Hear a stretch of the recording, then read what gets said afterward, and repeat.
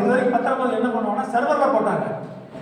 நம்ம என்ன பண்ணுறான், அந்த சர்வரையே உள்ள நுழைஞ்சு என்னென்ன வேலையெல்லாம் பண்ணிடலாம். அதனால என்ன பண்ணிட்டாங்க தமிழ்நாடு கவர்மெண்ட், நீங்கள் கொடுக்குற பத்திரங்கள் எல்லாமே பிளாக் செயின் டெக்னாலஜி மூலமாக பதிவு பண்ணப்படுவது கடந்த 2 வருஷமா.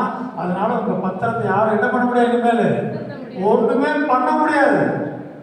மகாராஷ்டிரா கவர்மெண்ட்டே குழந்தைகளுடைய கம்ப்ளீட் சர்டிஃபிகேட்டையும் பிளாக் செயின்ல போட்டிருக்காங்க.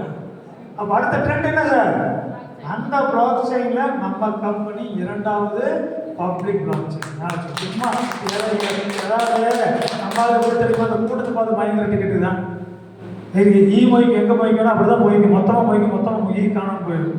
அப்போ நம்ம புரிஞ்சுக்கணும், இந்தியாவோட 2வது பப்ளிக் பிளாக் செயின் தான் கெய்ரா. இதுதான் டெக்னாலஜி வளர்ச்சி. அதே மாதிரி பண பரிமாற்றம் வளர்ந்துட்டே வருது. ஒரு காலத்தில் அவங்க கப்பலில் வருவாங்க, இந்தியாவுக்கு வருவாங்க, என்ன பண்ணுவாங்க அவங்க அந்த பொருளை இங்கோட்டு கொடுப்பாங்க. நீங்க என்ன பண்ணுவீங்க, இங்க இருக்கிற பொருள் அங்க போற பேர் என்னங்க, பண்ட மாற்றம். கரெக்டா, அதை நீங்க தானே கேள்விப்பட்டிருக்கீங்க சார். இதெல்லாம் இல்லைன்னு சொல்லக்கூடாது, இதுதான் உண்மை. பண்ட மாற்றங்கிறது என்ன, பொருளை மாற்றிக்கொள்வது. இந்த பொருளை மாற்றும்போது என்ன ஆகும்னா, நான் பண்ற பொருள் விளைவிப்பதற்கு ரொம்ப கஷ்டம்.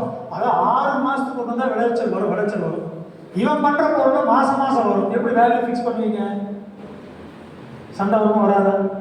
அந்த வேல்யூ ஃபிக்ஸ் பண்றதுக்காக உருவாக்கப்பட்டது தான் தங்க நாணயம், வெள்ளி நாணயம்.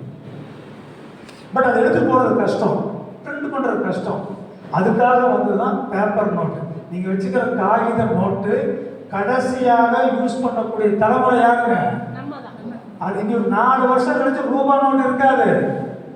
நான் சொல்றேன், ஏன்னா ரெக்கார்ட் எடுத்துக்கோங்க. ரூபா நோட்ல இருக்காது. நீ சும்மா தத்துவம் பேசிட்டு போலாம், சும்மா கதையோட. இதுதான் உண்மை. உண்மையை முன்னாடி புரிந்து கொண்டால் நீங்கள் பெரிய ஆள் ஆகலாம். ஸோ அந்த வகையில் காகித நோட்டோட என்ன விஷயம், அது யாருக்கு வேணும் கொடுக்கலாம் போகலாம். அது என்ன ப்ராப்ளம் அப்படின்னா, கள்ள நோட்டு ஒரிஜினல் நோட்டு தெரியாது.